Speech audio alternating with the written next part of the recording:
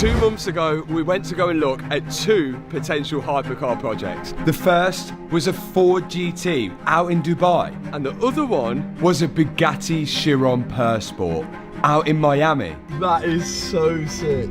We later found that the Bugatti, it was impossible to buy parts directly from them. On that chassis number of vehicle, they will not supply any component through a Bugatti dealership. So the Ford GT looked like a way better option. Without being able to buy parts to repair this Bugatti, it seemed like an impossible rebuild. And on top of that, even if we were able to buy parts, they were just extortionate. Headlights for a Chiron, €150,000. A bonnet, €50,000. And bumper, €80,000. Oh my God. But bearing in mind all of that, the Bugatti was still listed for sale at Copart auction. And somebody bought it. What's it at? What is it on now? 1.5. United Kingdom. Someone's bidding for the United Kingdom. This was the day of the auction. And with me having my mind set on not buying this car, I was just interested to see what it sold for. And already, the bids were at $1.5 million. I'm shocked it's got to this point. And the bids kept rising. This was a $6 million car, but what's it worth in that condition? 1.65. The seller has revealed the minimum bid. The minimum bid is 2 million. 2 million. The reserve is 2,050,000. When the bids hit 1.6 million, the auction revealed that the reserve price for the car was $2 million. So it'd have to go over that for it to even sell. Sold on approval. 1.6, but the reserve was 2 million. No, there's got to be a deal at 1.6, isn't there? So who won it? All I'm gonna say is, start getting your flights, mate. Well, it was Alex, the original guy that owned the Bugatti in the first place and crashed it.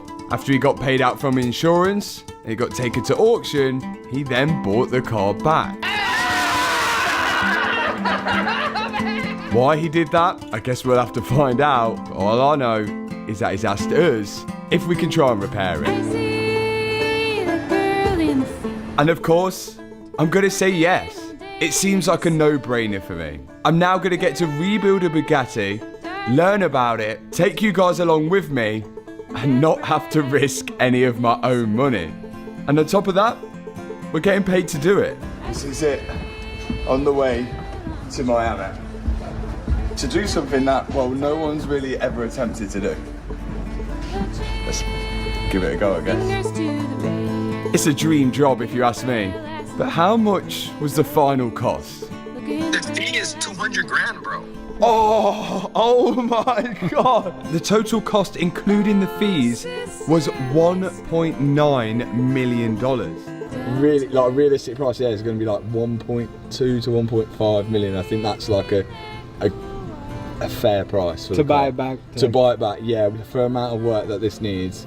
I think that's a fair price. Anything more, it just seems crazy. Unless your Bugattis themselves, yeah, it doesn't make any sense. And that's the thing. A similar spec Bugatti is for sale for just under $6 million, but that's not crashed. And Bugatti quoted 1.7 million to repair this car, and we've got to do it without them. So we've got a big challenge ahead. But I'm excited to start. It's a bit silvery. What about the black one? Yeah, blacked out Miami spec. Blacked out one. Yeah. It says Dodge.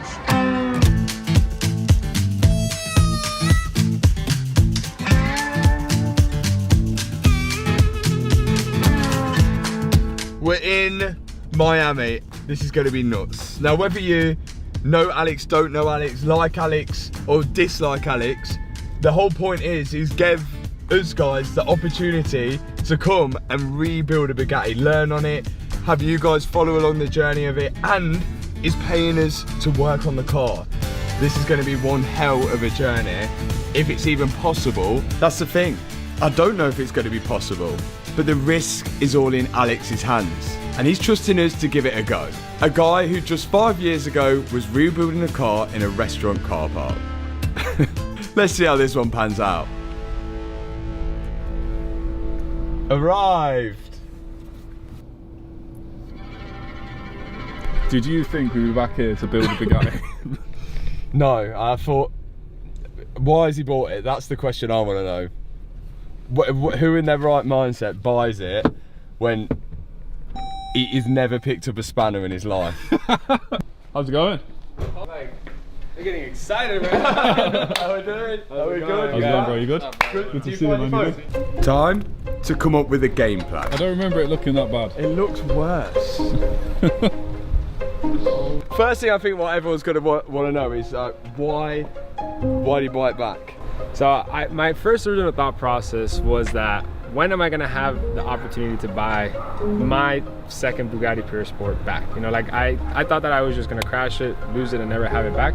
But there's like a sentimental attachment that I have to the car, and I just didn't want to not have it anymore, you know? And I can get with that. To a lot of people, a car isn't just a car. It's a trophy of our achievements, and it's like an extension of our personality. And anyone who loves cars will know that attachment they get to them. We found out that Concept Team Bugatti directly, they didn't want to sell parts because they wanted the car back in France, and I think you found out something similar, but you have spoke with Matty Rimac as well, and I don't know what the situation is there, but... You want me to break it down, or? Yeah, I mean, go for it. What was the... Okay, so...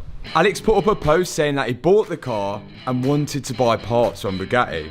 And he was then contacted by the CEO of Bugatti saying that they would help him out. But again, with the same story, the car needed to go back to France, which Alex didn't want to do. We don't know how long the car will be there, and the price will be crazy. Any other car, you'll be able to buy your own parts for, but this, the fact that they can refuse to sell your parts, it is crazy. Like, I think it is wild, but I'm hoping it doesn't end up being us versus Bugatti, but it might really will be. And as Alex was adamant that he wanted the car repaired in Miami, Bugatti come back with a second offer. Originally, just the parts were 1.7 million. And then how much was it he offered to take it back? So I think it was $700,000. They were gonna repair the whole entire car, put a new transmission, new carbon tub, new monocoque. Bro, I'm talking about like new car. And stamped by Bugatti that the car is now good. When he told me that, I was like, why has he not done it? But then the more I've thought about it, the more it makes sense why Alex hasn't done it. When something's too good to be true, then it usually is. Bugatti seemed desperate to get the car back to France to protect the brand. The fact that they can discount the original cost by over $1 million shows their urgency to protect the brand. But if they were that urgent to do it, why not just buy the car in the first place? Once the car is in their possession, we have no idea how long the repair will take and if there's any additional cost to add. This could be a big mistake by Alex or a blessing in disguise. I guess we're going to find out. Now this is going to be the whole challenge of trying to find out what we can repair, what we can make, and who we can find to make it. But there's a lot to do. So we're gonna have to build parts to fix this. Pretty much, but this guy's rich, so we can make so much money off this. Now the first time we was here, Alex was going for an insurance claim, so we couldn't touch the car. But now, because Alex owns it, we can literally just do what we want. Bro, we to can it. do whatever. We can do literally smash the windshield. No, I can't. Smash it. Okay, if you don't, I'm gonna stand here and I'm gonna jump in it. Smash it. You cannot do that.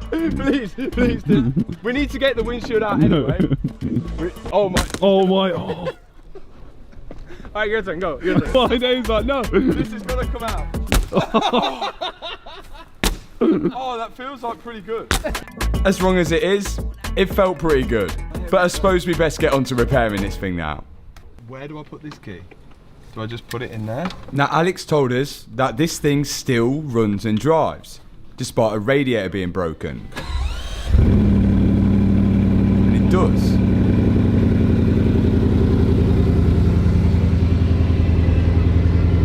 Okay, yeah, we've got a lot of errors.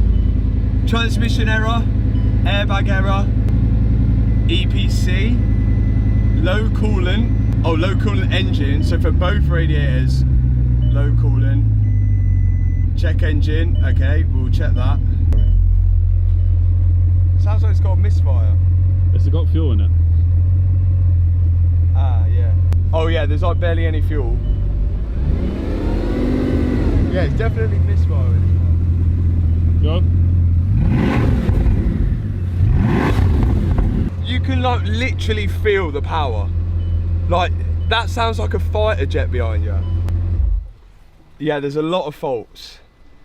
Oh my god, what have we got ourselves into here? And why did I break the screen?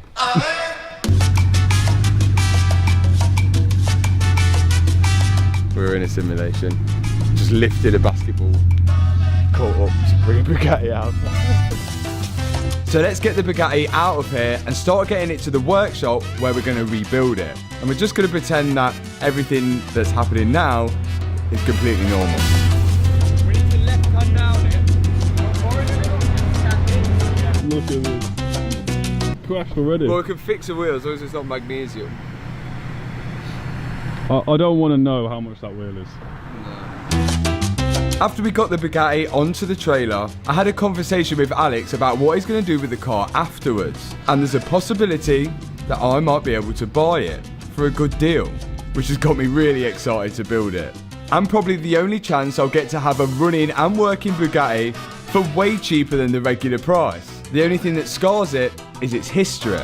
And we can see all of that on the car vertical report. Now that Alex has claimed for his insurance, the car has a salvage title, which we can see on the report. And I can see the exact date that the car got its title. On top of that, I can see all the ownership changes as well, and the mileage history of the car. I'd love to have that car at the end. That would be all-time dream car. That thing is a machine, a 200-mile-an-hour beast, and it's made for the track as well. Obviously, the history of this car doesn't faze me. I know what's been done to it, and I'm going to be working on it. But if the history of the car that you're about to buy matters to you, make sure you're checking it out on Car Vertical. Why is there legs on the rear view camera? I popped a link in the description box below, and make sure you use my discount code to save some money on the check. Finally, we've arrived at the workshop we're going to be using to rebuild the Bugatti. Do you know, like when you were a kid, you used to like dream of like driving a Bugatti? That was not how I expected it. This is it. This is where we're rebuilding it. We're gonna do it right here. So thank you to CV Customs for letting us use his shop to rebuild, or try to rebuild, this Bugatti. First thing what I want to do, I brought my auto with me. I want to see if this will actually even read the car, because so many issues have happened when we've come to do a car, like a new type of car or a rare car, and we can't read it with the auto. That becomes an issue further down the line. So if this doesn't work, then we need to find diagnostic tool which will work with this. But because it's like Volkswagen Audi, it should be okay. But let's see what happens when we plug this in. See if it'll scan. And luckily for us, Yes, it's scanning. Well, the good news is that all the engine ones went. So I imagine it will run a lot better now, because it sounded like it was misfiring the first time. But we've got 7 transmission faults. Didn't it say that there was a transmission fault on the... Yeah, it said the transmission had cracks in it. We're gonna have to get to that.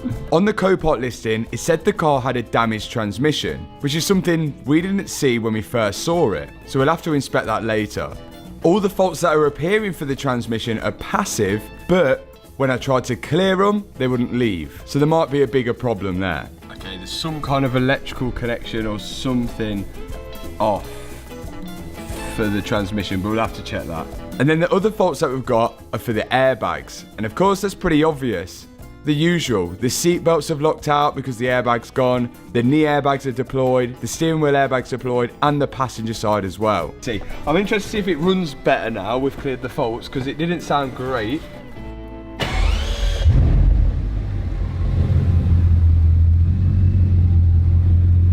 yeah, it sounds smooth. Yeah, that sounded way better. Whoa! Yeah, that sounded way better. Do that again. That sounds crazy. There's no engine management light on anymore either. Okay. Engine seems okay. Transmission is a question mark. Everything else is cosmetic. I think we should start getting off the damaged parts. Okay. Where do we start? The goal now is just to get off every single thing that's damaged until we get to the point where the car doesn't have any damaged parts on it. Starting off with the wiper arms, which are carbon fibre. I need to be so careful not to break anything here. Hey, oh my god, that is ridiculously light. Feel that. That's stupid, isn't it? If I do break anything, it's one more part I won't be able to get from Bugatti. And even the panels underneath the bonnet are carbon fibre. They took this weight saving seriously on this car. So that's the wiper arms off and some of the panels underneath. Oh, some kind of an aerial. Oh, washer jets. They look good. We're gonna need them. Not that you need an MOT over here. All of these parts that we're taking off are not going to be able to be cross-referenced on other cars. They're specifically made for Bugatti only. Spacers. It's like a little spacer with a bit of Mansouri glue on it. And then they use these little spacers, I can only assume, to stop you from tightening carbon onto carbon and then it cracking whilst you're doing it. I'm scared. Now that I've got the wipers off, I'm going to jack the car up so I can start taking the wheel off, which will give me access to all the front bumper bolts, I think. If you just get that wheel off, get this wheel off. Yeah, that'll be good. And we've called Alex in to help. There's not many Bugatti owners which will actually work on their own car. Built, not bought. What the hell? You just picked that up with one hand? No way. And the wheels are insanely light as well. The weight saving was absolutely everywhere on this car. Now Alex plasti dipped these wheels black, but I'm sure we sort that when we come to the end of the build. Luckily, everything inside the wheel arch looks all good, and it's so perfectly engineered. Now I've got to get out the arch lining so I can access the bolts for the bumper.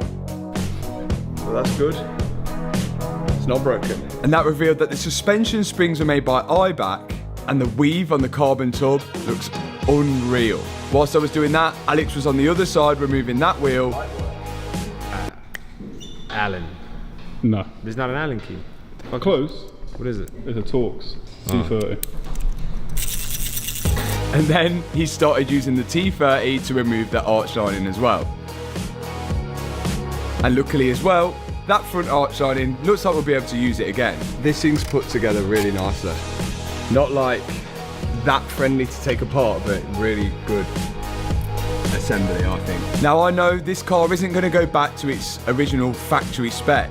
It's just not possible without the Bugatti parts. But I guess that's what's going to make this build fun. We've got to think outside the box. And then off comes the front end. All in one piece. There was a serious amount of bolts holding that all on, but I guess it needs it if this car's going to travel over 200 miles an hour. But look at that. There's still so many more components that we need to take off. And that's revealed the damage to the monocoque as well. That's another thing that we need to sort out. Okay, front end's off, so two wings, so the bumper is off, even though it's kind of all one piece. That was probably not the way how to take it off, but again, never worked on one, so we're just kind of figuring it out as we go along. The next step is all of this mess. There is still a lot to go, loads of little pieces to come off. The front end, this big, what we want to try and get to is this aluminium structure, because then we can work out how we're going to like remake that. Definitely, obviously we know we're not going to be able to buy it, but if we can remake it, that would be great.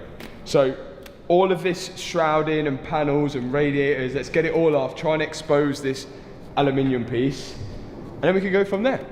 But so far, so good, almost, kind of.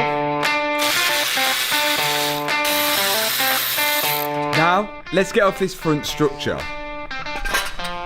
This looks like another part that we're definitely not going to be able to cross-reference due to the shape of it all. So we're going to need some serious fabrication.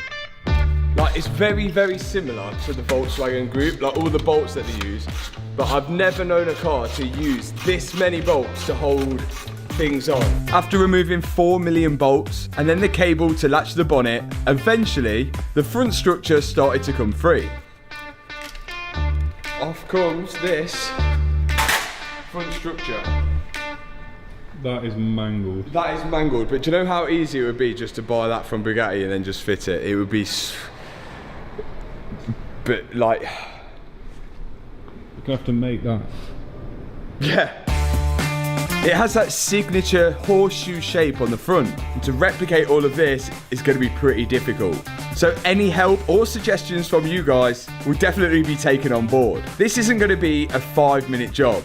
In fact, it could take a year, if not more. So if you're enjoying following the build and like the videos, now's a great time to hit the subscribe button as we reveal more damage to the AC radiator and the radiator behind it. Right, let's get this rad off now. This looks like a very strange shape as well, this radiator, so we're gonna have to like replicate this radiator. We're trying to work out, there's one radiator, there's another radiator, there's another radiator, but obviously there's 16 cylinders and 4 turbos. So turbos are gonna need cooling, and the engine is 100% gonna need cooling. I wouldn't be surprised if there's more radiators at the back of the car as well. Now radiators can be repaired or re-cored, so it doesn't seem too much of an issue. But still, it's very time consuming and we need to measure these radiators to make sure we can get the inner core exactly the same. Good news is that this side looks good. But we're gonna have to remove it anyway so we can access the bolts for the strut brace in the middle of the car, which we're gonna need to remove so we can access the radiators at the front as well. Here you can see damage to the structure, but now we're gonna start taking apart the bolts and the hoses for the radiator so we can start getting that off.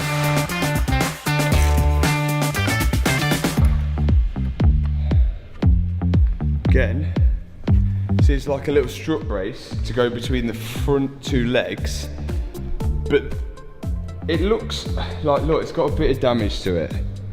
I think that could be repaired, but there's nothing to say you couldn't just make that out of aluminium and it would be just as good. That's revealed how bad this rad is though, that. What I don't understand is how has that happened there?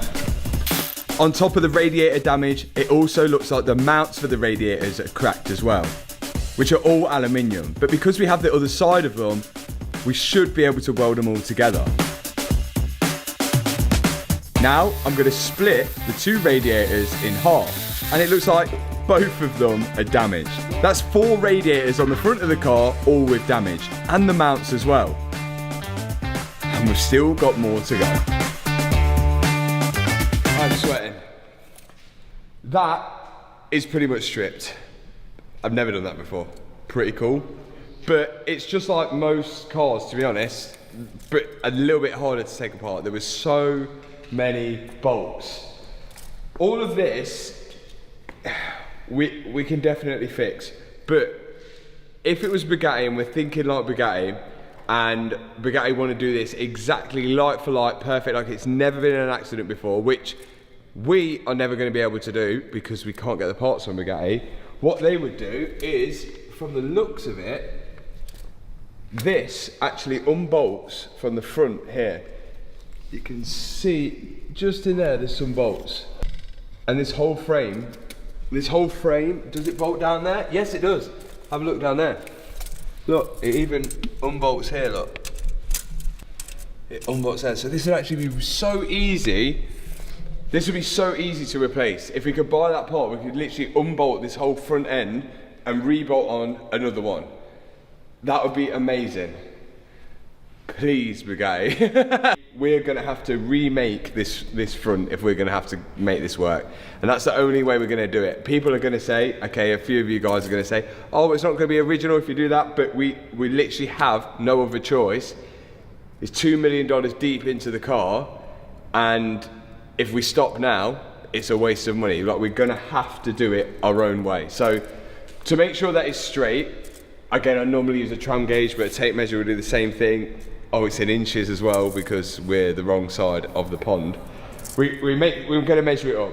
We know it should be the right distance apart because the strut brace was in there and the strut brace was fine. So the distance apart should be fine. We just need to make sure that this hasn't gone back in or pulled out or tried to go the other way. So I'll take a fixed point on the car where I can measure from. And we're going to go from one corner on the top left to the bottom right.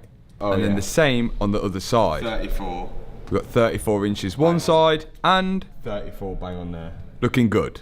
So we know that that hasn't gone down, out, up, down, left or right. Like that is, as we expected, it's pretty straight and there's nothing like visually we can see. There's no cracks in the welds like down here or any stress marks. It's literally just taken the hit here and it's done what it's supposed to. and squashed in there. I think that's all we can do on the front until we can start making parts. Yeah, that's made like really before we can fit anything to the front, we've got to fix that first, haven't we? On top of that damage there is the damage to the carbon tub, which Bugatti quoted to replace the whole tub because of this. I think we could repair it. It's not that much structure of the car, there's nothing vital mounted to it. It's literally pretty much all cosmetic. I'm happy to say that. Bugatti would argue that it's not, and all the carbon is part of the whole structure of the car, but I would be happy to repair that. Like, I don't think that's gonna compromise the car at all. It's still like rock hard there. You could stand, like I can stand on that if I really wanted to. And the next thing we're really gonna have to do is take out this windscreen because we know that is broken. But I think that's probably the one thing we might be able to get from Bugatti, a windscreen. And I'm gonna be taking a trip to Bugatti to find out. I just can't see why they wouldn't sell a windscreen. It's a part that gets damaged fairly often on cars, but I guess we'll find out.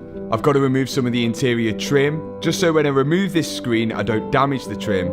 And then I'm going to slide this cutting wire through the hole which is already there, put the wire into the tool, and then work away at cutting the glue from the screen. And this was tough glue. And on top of that, I've never removed a windscreen before. That's how you're supposed to do it, but it's working. They don't do this at Bugatti? No, I don't think they do. The glue at the bottom of the screen was really tough. And it didn't help that the glass was all broken. But eventually, we got it off. The glass is smashed out. Lesson learned, don't stand on the glass before taking it out. And exterior-wise now, pretty much all the damaged panels are off this car. And we can start working away at repairing and making the parts from here. But one thing we haven't done yet is go to Bugatti directly and see if they'll sell us parts face to face. The one thing I think we're going to struggle to get is this windshield or the windscreen. We're at Bugatti now. My plan is I'm just going to walk in like it's just a normal thing and say the VIN number, say I want a windscreen, and we're just going to see what happens. I can't see why you can't order a windscreen. Surely we can. It's like it's an item that could just genuinely break. Let's see what happens. I don't know. We're gonna give it a go. So this is the first time we've actually just tried to order parts from Bugatti directly by going into one of the dealerships. So this could go one of two ways. Hello. How are you? Good. If you guys need any. Good. If we can get some parts. We'll see. What are we looking for? I've got a VIN number for a Bugatti CHIRON. Yeah. I don't have any Bugatti parts in inventory. Yeah, that. Can we order?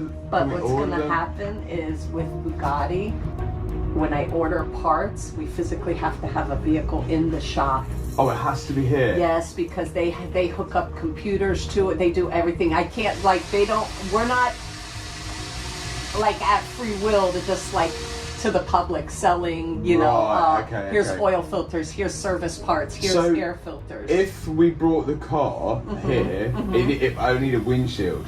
Okay. So if we brought the car here and had the windshield I love the accent, I'm sorry. I'm sorry, it's amazing.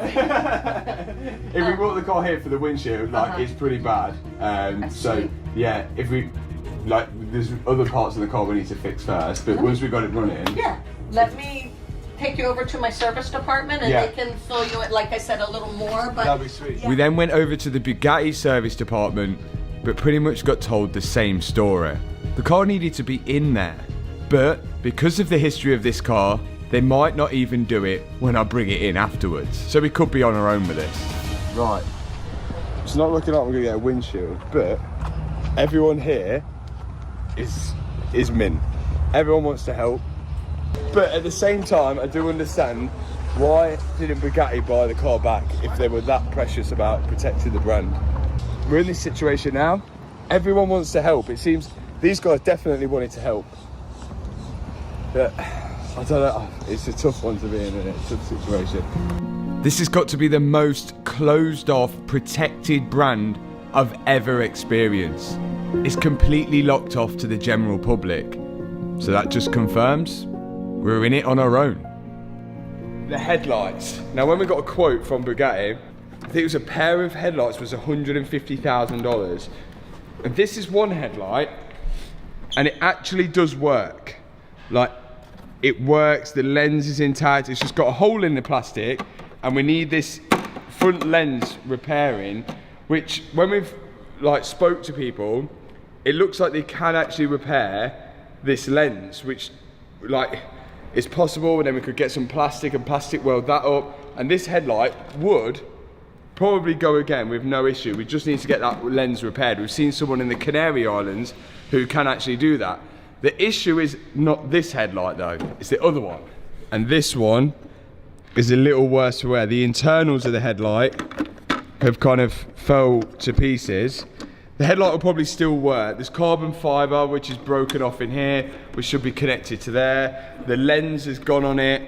The actual plastic here has gone on it. The headlight does still work, but that needs some extensive repairing to actually get it to look as good as that one does.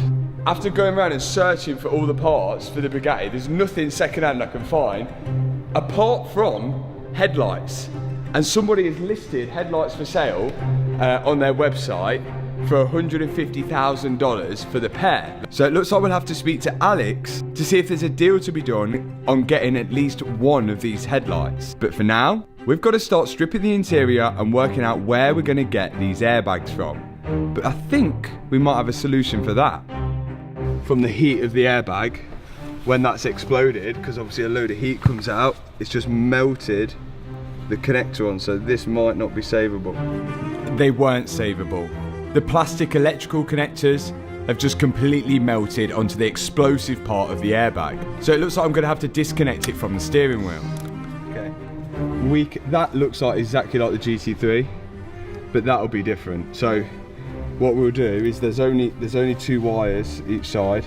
We'll just take them off and replace the actual connectors at the end. And now that leaves us with the actual airbag. Where the hell are we going to get a Bugatti steering wheel airbag from? Well, the explosive part of the airbag actually separates from the leather part. There's only 4 bolts on the back of it, which I'm undoing now. Then out that comes. So that's the explosive part. This is the part that detonates and blows the airbag up. And now I can separate the leather from the actual airbag.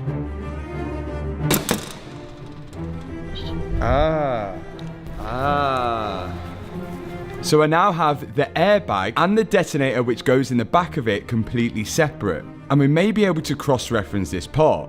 If you take a look at this, the part number on the back of it is 1050652. Check this out. An Aston Martin DB11 airbag, when you flip that upside down, have a little zoom in, the same part number, 1050652. And the actual explosive part with the 4 bolts look exactly the same on the back. And this is only £1,000. So we may be able to separate this DB11 airbag and put it inside the Bugatti one. The only issue now is the actual leather outer casing. But I called Matt from E3 Customs because I think he's got a solution for that. Can you make the cover? Stitch it back up again? Sure. Oh, you can stitch this one back up? Well, not that exact one. I would make it over a different leather, but yeah. It just broke apart, so I just need to make a new leather cover. Oh, that'd be amazing. Yeah, so if I had just the leather part, yep, plastic or whatever, that's all I would need, and then I can just make you a new one, close it back up again. So that seems like problem solved there. Job done there. That's banging. Light work. That's good news then. Let's not lose any of this, because we need it. The next problem is the driver's side knee airbag. This is directly under the steering wheel, and the driver's side one's deployed as well as the passenger side. This was a little tricky to get out, but eventually I got there. I've not seen an airbag like that before. That's a big knee airbag. This part unbolts, like the actual canister, and then the casing is just aluminium. The airbag sort of rolls up into it, and then this plastic goes over the top. Do you know, I think you could reuse the casing, because look, all that is just it's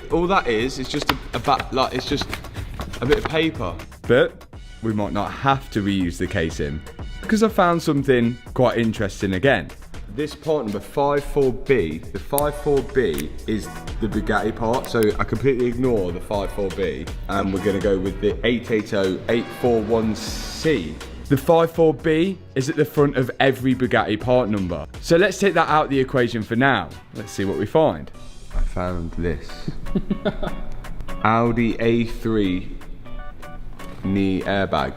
And this looks pretty familiar. This has the classic Audi part number at the start, the 8V2, but afterwards, the 880841C is there, just like the Bugatti one. And this is only £34.95. Everyone who's got an Audi A3, you have a Bugatti knee airbag in your car. And I'm hoping it's the same on the passenger side knee airbag as well. So let's get to work on starting to remove that. And it looks like I'm gonna have to take the glove box out to do so. Did you think he would get more done in the time that he has?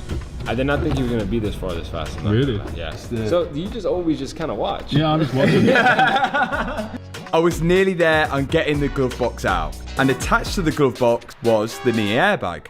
And we're looking good. This is exactly the same as the other side. Oh, this piece right here. Yeah. That's the same as the other side. So we'll take that off. Like I've never known a glove box. It's got USB, LED light, cooling from the AC. It's got a cable attached to it here for a Volkswagen button, probably of a Passat, to open it. It's then got like soft close. Why is that? I swear this is meant to be a lightweight car. Yeah, it's not good for weight reduction. They've just added so much unnecessary stuff to a glove box. Yeah. Both A3 knee airbags are out. Next thing is this passenger side airbag here, which should be fairly easy. I thought that was going to be way harder, which is looking good. Like, can I just, are they 10? Oh, yes. This is looking like it's going to be pretty easy to remove.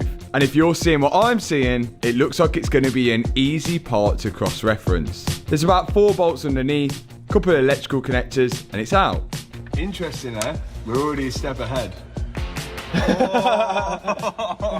Okay, this one doesn't even have a Bugatti logo on, so we're looking clear on the airbag front. We are looking clear. On this one, there's not even a Bugatti part number.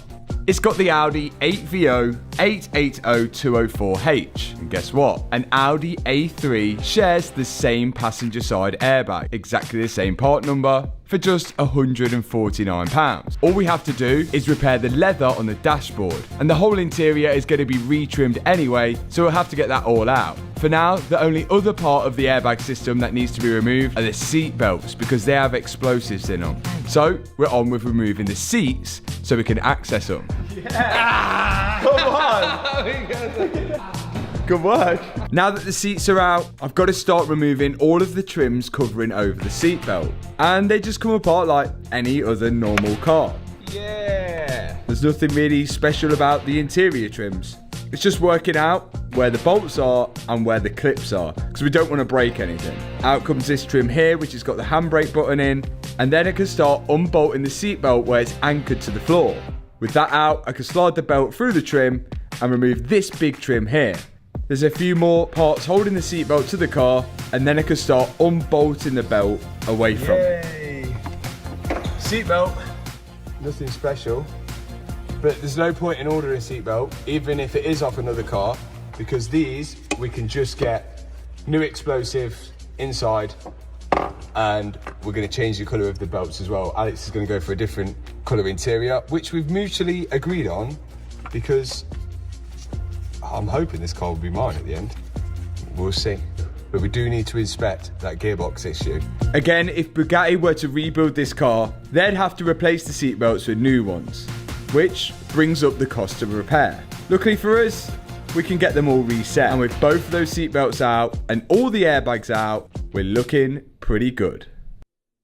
Okay, we've got pretty much everything damaged off, minus a few parts.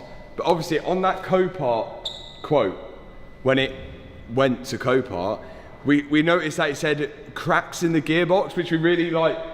We need to investigate that, because if we repair all of this and then find something that's completely unrepairable at the back, we need to go and have a look at it. Rumours are there's hairline cracks in the gearbox. We don't know exactly what's happened, so we're going to whack the wheels on, put it in the 4-poster ramp over there, and then we can just have a little look under it and just see exactly what's going on under there. But everything else is looking pretty positive so far. Let's get the wheels on. Hopefully it still starts up, and then we'll get it moved out. Come on. We can only hope now that this issue with the transmission is minor. But as we know, you sort of step into the unknown when you get a crash damaged car.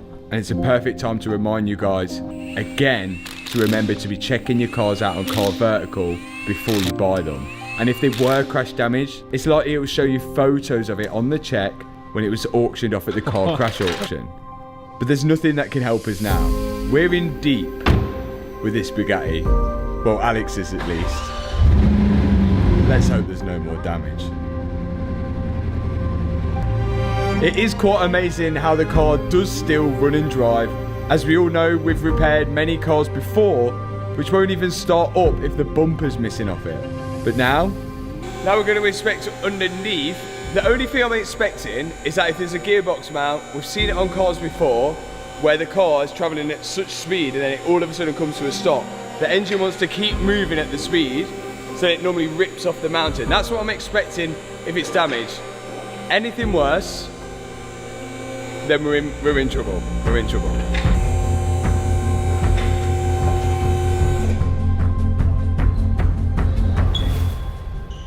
Okay, let's go for the front because I've never seen underneath a Chiron before. So let's head underneath.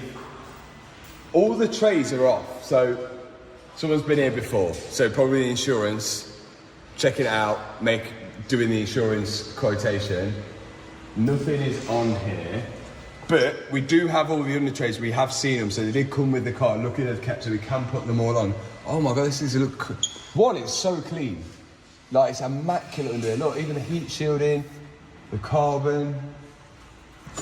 What's that? Battery. Oh, that is the battery. What the hell? And the pyro fuse is here. It's a Mercedes pyro fuse.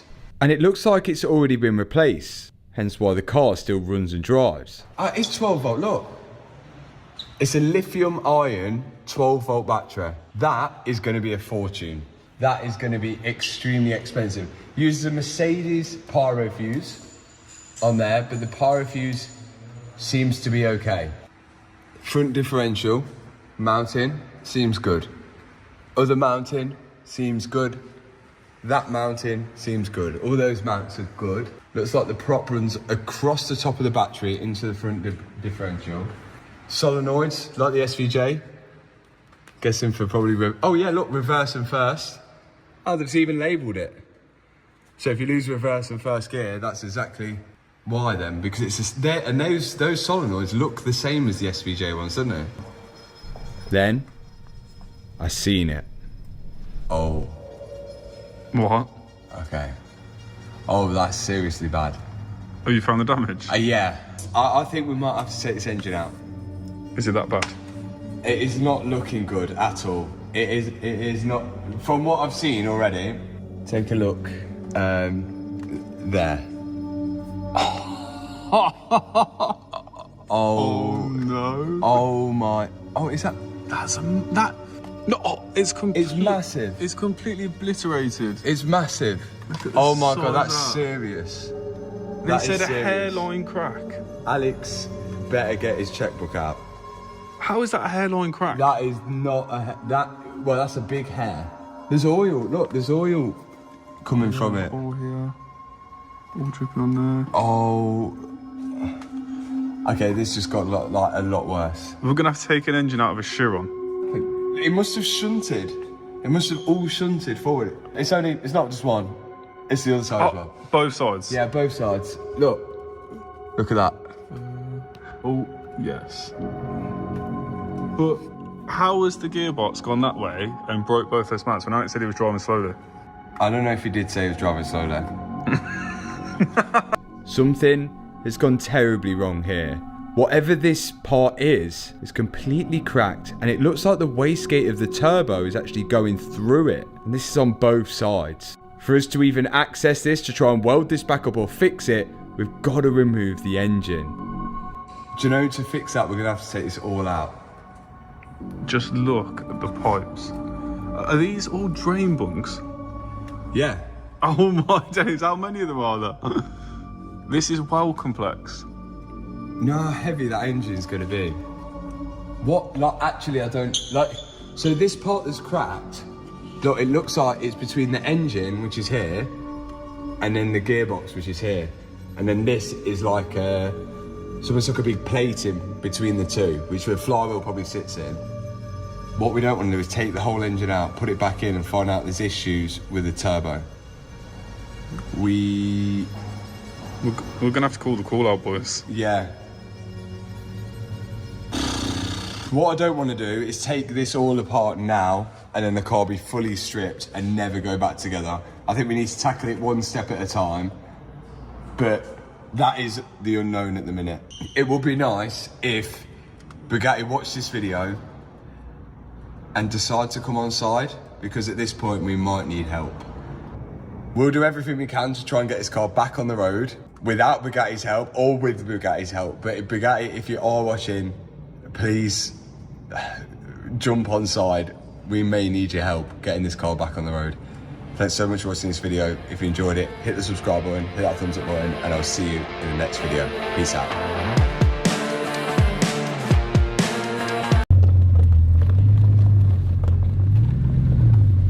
Do you know there's 2 wing mirrors and he only used one then? Like a drug that